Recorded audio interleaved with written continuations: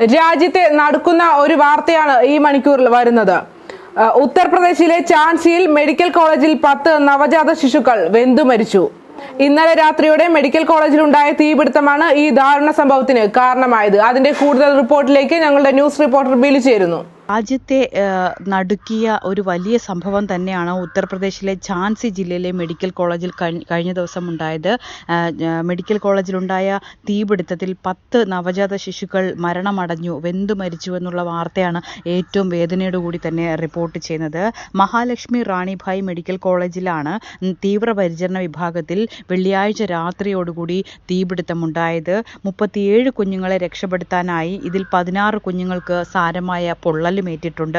3 കുഞ്ഞുങ്ങളെ രക്ഷിച്ചത് ഉത്തർപ്രദേശിലെ മഹോബ സ്വദേശിയായ കുൽദീപ് ആയിരുന്നു. പക്ഷെ തീപിടുത്തത്തിൽ കുൽദീപിന് സ്വന്തം കുഞ്ഞിനെ രക്ഷിക്കാനായില്ല എന്നുള്ളതാണ് ഏറ്റവും സങ്കടകരമായ കാര്യം.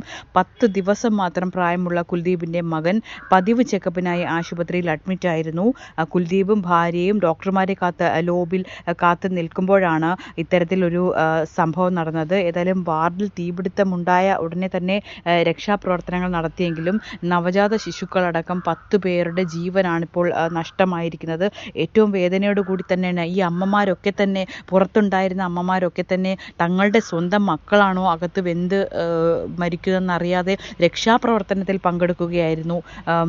രാജ്യം പോലും വിറങ്ങലിച്ചു പോയ, നടുങ്ങിപ്പോയ ഒരു വലിയ ദുരന്തത്തിനാണ് ഇന്ന് ഈ ദിവസം സാക്ഷ്യം വഹിച്ചിരിക്കുന്നത്. ശരിക്കും എല്ലാ കുഞ്ഞുങ്ങളെയും ഒരേപോലെ ജീവൻ രക്ഷിക്കാൻ ശ്രമിക്കുന്നതിനിടെ കുൽദീപിന്റെ സ്വന്തം കുഞ്ഞും കൂടി അത്തരത്തിൽ വെന്തു മരിച്ചു എന്നുള്ള ആ സംഭവം അറിയാതെയാണ് അദ്ദേഹം രക്ഷാപ്രവർത്തനത്തിൽ ഏർപ്പെട്ടത്. ഇതൊക്കെ വളരെ വേദനയുണ്ടാക്കുന്ന ചില വാർത്തകളാണ്. ഷോർട്ട് സർക്യൂട്ടാണ് തീപിടുത്തത്തിന്റെ കാരണമെന്ന് ഇപ്പോൾ സംശയിക്കുന്നു. മരണസംഖ്യ ഉയരുമെന്നാണ് ഇപ്പോൾ ലഭിക്കുന്ന സൂചന. പൊള്ളലേറ്റവർക്ക് ചികിത്സ ഉറപ്പാക്കുമെന്ന് മുഖ്യമന്ത്രി യോഗി ആദിത്യനാഥ് ജില്ലാ ഭരണകൂടത്തിന് നിർദ്ദേശം നൽകിയിട്ടുണ്ട്.